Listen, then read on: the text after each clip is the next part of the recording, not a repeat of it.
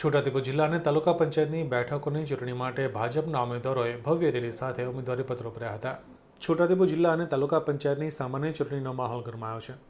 આજે ભારતીય જનતા પાર્ટીના તાલુકા અને જિલ્લા પંચાયત બેઠકના ઉમેદવારોએ ભવ્ય રેલી કરી હતી અને જ્યાં કાર્યકરોના ઉત્સાહ સાથે પોતાના ઉમેદવારી પત્રો રજૂ કર્યા હતા. છોટાઉદેપુર જિલ્લા અને તાલુકા પંચાયતની આગામી સામાન્ય ચૂંટણીઓને લઈને રાજકીય ગતિવિધિઓ તેજ બની છે.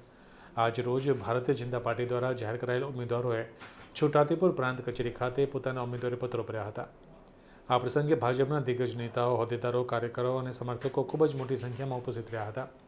ઉમેદવારી પત્ર ભરતા સમયે લોકસભાના સાંસદ જશુભાઈ રાઠવા, ધારાસભ્ય રાજેન્દ્રસિંહ રાઠવા, તાલુકા ભાજપ પ્રમુખ રસિક રાઠવા, પૂર્વ રેલવે રાજ્યમંત્રી નારાયણભાઈ રાઠવા અને પૂર્વ ધારાસભ્ય શંકરભાઈ રાઠવા સહિત અનેક જિલ્લાના તાલુકાના અગ્રણીઓ અને હોદ્દેદારો હાજર રહ્યા હતા.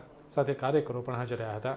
બસ ભારતીય જનતા પાર્ટીએ છોટાઉદેપુર જિલ્લાની વાત કરીએ તો 32 જિલ્લા પંચાયતોની બેઠક પર મજબૂત ઉમેદવારો અને જે વર્ષોથી મહેનત કરતા એવા કાર્યકરોને ટિકિટો આપી છે.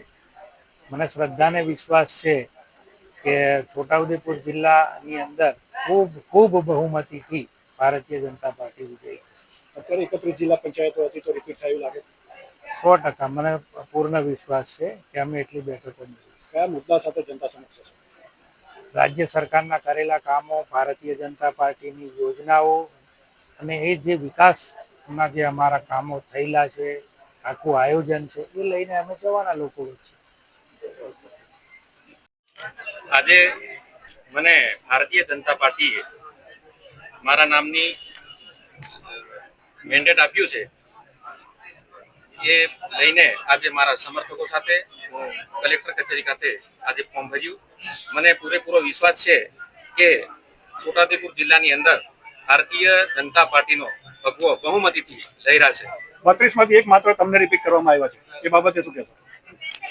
32 માંથી માત્ર મને રિપીટ કરવામાં આવ્યા. એમાં ભારતીય જનતા પાર્ટી જે યોજનાઓ બનાવી છે એ યોજનાઓ લઈને જે નાનામાં નાના કાર્યકર્તા સુધી ભારતીય જનતા પાર્ટીનો કાર્યકર્તા પહોંચ્યો છે ને દરેક યોજનાનો લાભ હું નાનામાં નાના કાર્યકર્તાથી છેવાડાના માનવી સુધી પહોંચાડ્યો છે.